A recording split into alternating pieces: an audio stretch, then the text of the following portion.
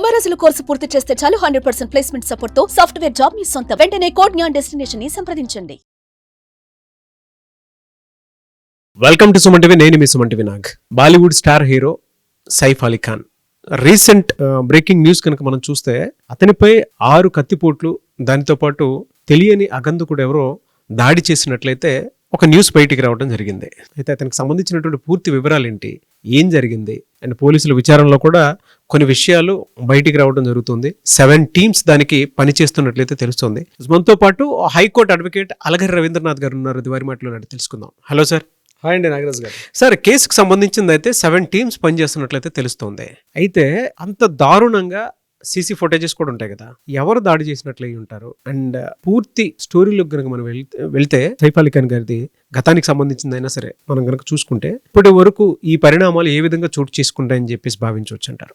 ఖాన్ త్రయం అంటారు బాలీవుడ్లో. షారుఖ్ ఖాన్, అమీర్ ఖాన్, సైఫ్ అలీ ఖాన్, వీళ్ళందరినీ కలిపి ఖాన్స్ త్రయం అంటారు. అంటే ఒక 90s జనరేషన్స్లో సైఫ్ అలీ ఖాన్ కావచ్చు, షారుఖ్ ఖాన్, అదేవిధంగా సల్మాన్ ఖాన్, అమీర్ ఖాన్, ఈ ఖాన్స్ ఫ్యామిలీస్ కంప్లీట్గా ఒక 2 దశాబ్దాలు 3 దశాబ్దాల పాటు సినిమా రంగాన్ని, ముఖ్యంగా ఈ బాలీవుడ్ని ఒక ఊపేశారు. అంటే వేరే వాళ్ళకి ఛాన్స్ లేకుండా. అంటే అప్పటి వరకు కపూర్ ఫ్యామిలీ ఎంత రాజ్యం వెళ్ళిందో, కపూర్ ఫ్యామిలీకి ఎగ్నిస్ట్గా ఖాన్స్ ఫ్యామిలీ వచ్చిన తర్వాత అంటే షారుఖ్ ఖాన్, సల్మాన్ ఖాన్, అమీర్ ఖాన్, సైఫ్ అలీ ఖాన్, ఈ ఖాన్స్ ఒక చక్రాన్ని తిప్పేశారు. అందులో ఈ సైఫ్ అలీ ఖాన్ మిగిలిన ముగ్గురుతో పోలిస్తే సైఫ్ అలీ ఖాన్ మాత్రం చాలా డిఫరెంట్ పర్సన్. అంటే డిఫరెంట్ అని ఎందుకన్నానంటే ఆ మాట నేను ప్రధానంగా ఆయన యాక్చువల్గా మిగిలినటువంటి ఖాన్స్లా కాకుండా ఈయన ఆగర్భ శ్రీమంతుడు. పుట్టుకతోటే కొన్ని వేల కోట్ల రూపాయలకి ఆగర్భ శ్రీమంతుడు. అసలు నీకు సినిమా రంగంలో పనిచేయాలంటే జనరల్గా సినిమా రంగం అంటే ఏంటంటే స్టూడియోలు వెంబడి తిరుగుతూ ప్రతి ఒక్క ప్రొడ్యూసర్ ఇంటి గుమ్మాన్ని ఎక్కుతూ, డైరెక్టర్ గుమ్మాన్ని ఎక్కుతూ మాకు అవకాశాలు కల్పించండి అన్నటువంటి విషయం మనకి మిగిలిన ఫ్యామిలీస్లో కనిపిస్తుంది. కానీ సైఫ్ అలీ ఖాన్ అట్లా కాకుండా పుట్టుకతోటి ఆగర్భ శ్రీమంతుడు. ఎందుకు పదవాడంటే ఇంకొక 10 తరాల పాటు కూర్చొని తిన్నా తరగనంత ఆస్తిపరుడు ముఖ్యంగా ఈ సైఫ్ అలీ ఖాన్. ఎందుకన్నానంటే వీళ్ళ ఫాదర్ మన్సూర్ అలీ ఖాన్ పటౌడీ. అంటే ముఖ్యంగా పటౌడీ ఫ్యామిలీ అంటేనే ఒక అంటే ఒక నవాబ్ వంశం అనమాట వీళ్ళది. నవాబుల హర్యానాకి దగ్గరగా మనకు గుర్గాం కనిపిస్తుంది. గుర్గాంలో వీళ్ళకి చాలా పెద్ద ప్యాలెస్ ఉంది. వీళ్ళ నాన్నగారు ఇఫ్తిఖర్ మహమ్మద్ అని, అంటే ముఖ్యంగా సైఫ్ అలీ ఖాన్ యొక్క తాతగారు, ఆయన ఇఫ్తిఖర్ అలీ పటౌడీ అని పేరు. ఆయన ఇంకో శ్రీమంతుడు. వీళ్ళ ఫ్యామిలీ మొత్తం నవాబులు. అంటే కొన్ని రాజ్యాలని, సామంత రాజ్యాలు అప్పుడు ఎలా ఉండేవో ఆ నవాబుగిరి ఉండేది. 1971లో ఇందిరాగాంధీ రాజాభరణాల రద్దు వరకు కూడా వీళ్ళకి ప్రభుత్వం కొంత అమౌంట్ కూడా చెల్లించేది. అంటే వాళ్ళ ఆస్తులను స్వాధీనం చేసుకున్న తర్వాత అయితే ఇన్ని ఆస్తులు గవర్నమెంట్ అప్పుడు తీసుకున్నప్పటికి కూడా, వీళ్ళ సంస్థానాలు అన్ని తీసుకున్నప్పటికి కూడా ఈయనకు ఒక ప్యాలెస్ మిగిలిపోయింది.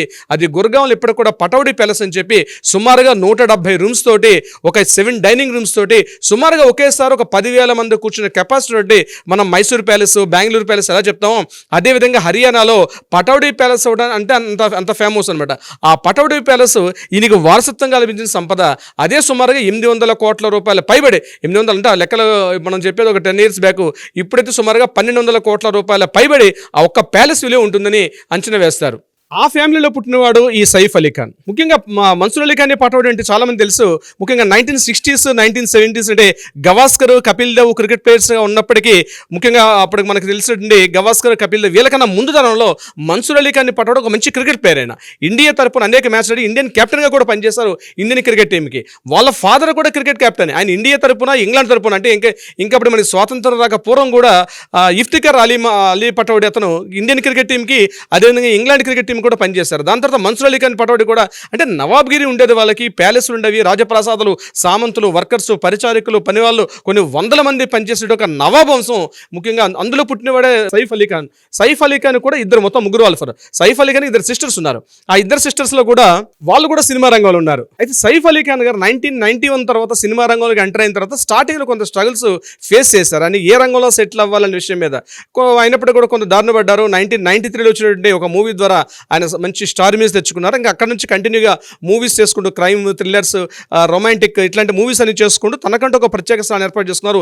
ఈయనకి 7 ఫిల్మ్ఫేర్ అవార్డ్స్ ఉన్నాయి, ఒక నేషనల్ అవార్డు కూడా ఉంది దీనికి సైఫ్ అలీ ఖాన్ గారికి. అయితే 2010లో ఈయనకి పద్మశ్రీ అవార్డు కూడా ఇచ్చి సినిమా రంగంలో ఈయన చేసిన సేవలకు గాను 2010లో పద్మశ్రీ అవార్డు కూడా వచ్చింది సైఫ్ అలీ ఖాన్ గారికి. అయితే ఈయన యొక్క మ్యారిటల్ స్టేటస్ ఏదైతే వైవాహిక జీవితం ఉందో కొంత డిస్టర్బెన్స్ అయితే మొత్తం జరిగింది. ఈయన 1995-94 టైంలో అమృతా సింగ్ అని చెప్పి మరొక కోస్టార్ని ఇతను లవ్ చేసుకుంటూ పెళ్లి చేసుకున్నారు. ఆ కోస్టార్ ఈయనకన్నా వయసులో 10 సంవత్సరాలు పెద్దదమే అమృతా సింగ్కి ఈయనకి మ్యారేజ్ అయింది 1998 ఆ ప్రాంతంలో మ్యారేజ్ అయిన తర్వాత కొద్ది రోజులు లైఫ్ స్టైల్ డీల్ చేశారు.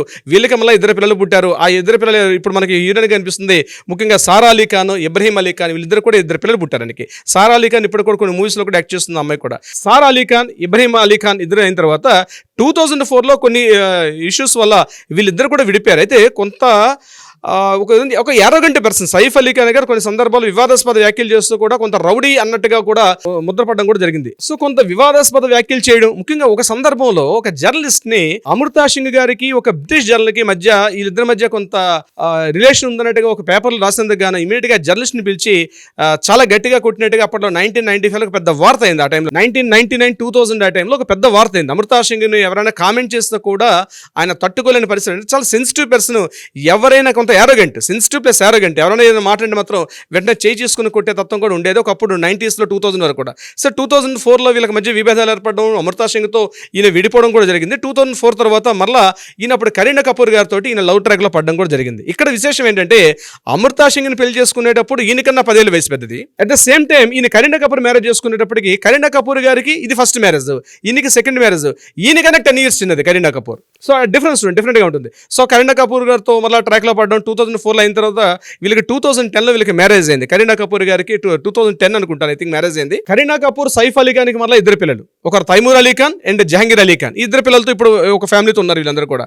అయితే కొంత వివాదాస్పద వ్యాఖ్యలు, ఆస్తులకు సంబంధించి, ఇది కాకుండా వీళ్ళకి స్విట్జర్లాండ్లో ఒక అవుట్ హౌస్ కూడా ఉంది. వీళ్ళకి స్విట్జర్లాండ్లో సుమారుగా చాలెట్ అని చెప్పేసి స్విట్జర్లాండ్ సెంట్రల్లోనే వీళ్ళకి సుమారుగా అక్కడ ఒక 20 ఎకరాల స్థలంలో ఒక వీకెండ్ హోమ్స్ లాగా, అదంటే గెస్ట్ హౌస్ లాగా అనమాట. సో స్విట్జర్లాండ్ కూడా అది కరీనా కపూర్ పేరు మీద కూడా రాసి ఉన్నట్టుగా మనకి విషయం తెలుస్తుంది. సో ఏదేమైనప్పటికీ కూడా ఇంటర్నేషనల్ స్విట్జర్లాండ్ కావచ్చు, దుబాయ్ కావచ్చు, ఇండియాలో కావచ్చు, సుమారుగా లెక్క వేస్తే 2000 కోట్ల పైబడి ఆస్తులు ఉన్న నికర ఆస్తులు విలువ సుమారుగా 2000 కోట్ల పైబడి ఆస్తులు ఉన్నట్టుగా మనకు తెలుస్తుంది సైఫ్ అలీ ఖాన్ గారికి ఉన్నటువంటి ప్రాపర్టీస్. అయితే ఇటీవల కాలంలో ఈయన కేవలం హిందీ మూవీస్ ఒకటే కాకుండా వెబ్ సిరీస్లో కూడా రావడం జరిగింది. నెట్ఫ్లిక్స్లో కూడా కొన్ని సేక్రెడ్ గేమ్ అని చెప్పి ఒక నెట్ఫ్లిక్స్ వెబ్ సిరీస్లో కూడా యాక్ట్ చేశారు. దాని తర్వాత రీసెంట్గా గడిచిన ఒక 4 years నుంచి 23లో ఆదిపురుషు, అదేవిధంగా దేవర సినిమాలతో కూడా దక్షిణాది ప్రేక్షకులు కూడా దగ్గర అవడంలో ఆయన ట్రై చేస్తున్నారు. బహుశా దేవర 2లో కూడా ఆయన పార్ట్ 2లో కూడా ఇంపార్టెంట్ కీరోలు ఉండేటువంటి అవకాశం కూడా ఉన్నట్టుగా మనకు తెలుస్తుంది. ఇటువంటి సందర్భంలో రీసెంట్గా శ్రీలీల, మన తెలుగు యాక్టర్ శ్రీలీల కూడా సైఫ్ అలీ ఖాన్ గారి తలకి అబ్బాయితోటి వీళ్ళిద్దరు కూడా కాస్త క్లోజ్గా ఉన్నటువంటి కొన్ని క్లిప్పింగ్స్ కూడా రావడం జరిగింది. అది కొంత వివాదాస్పదమైన, మళ్ళీ ఏం జరిగిందో మీడియాలో కూడా కొంత మళ్ళీ సైలెంట్ అయిపోయాయి వార్తలు. అంటే ఏదేమైనప్పటికీ కూడా సైఫ్ అలీ ఖాన్ గారి యొక్క మొత్తం ఎంటర్ లైఫ్ తీసుకున్నట్టయితే కొంత వివాదాస్పదం, కొంత arrogant, at the same time మంచి అసెట్స్, ప్రాపర్టీస్, రిచెస్ట్ పర్సన్. బహుశా ఈ రోజు ఈ సంఘటన జరగడానికి కూడా కారణం ఆయన ఉన్న హౌస్ కూడా ఎక్కడంటే వెస్ట్ బాంద్రాలో పర్ స్క్వేర్ ఫీటే లక్షల్లో ఉంటుంది. నాట్ ఏదో థౌజండ్స్లో ఉంటుందండి. స్క్వేర్ ఫీట్ వెస్ట్ బాంద్రాలో స్క్వేర్ ఫీట్సే లక్షల్లో ఉంటుంది. నేను స్క్వేర్ యార్డ్స్ చెప్పట్లేదు నాగరాజ్ గారు.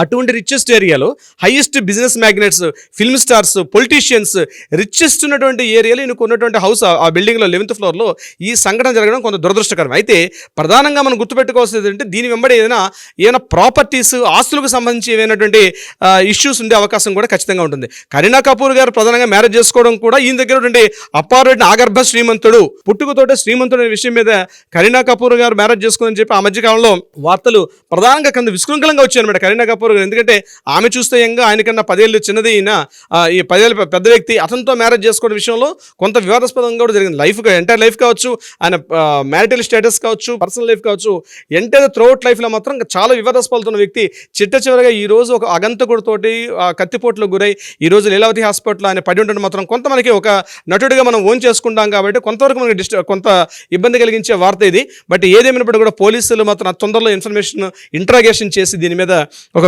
కూపీలాగి కంప్లీట్గా ఒక ఫైనల్ ఇన్ఫర్మేషన్ వచ్చే అవకాశం అయితే ఉంటుంది నాగరాజ్ గారు. చూద్దామండి ఏ విధంగా ఉంటుంది అనేది. Anyways thank you so much Ravindranath గారు. Thank you so much Nagaraj గారు.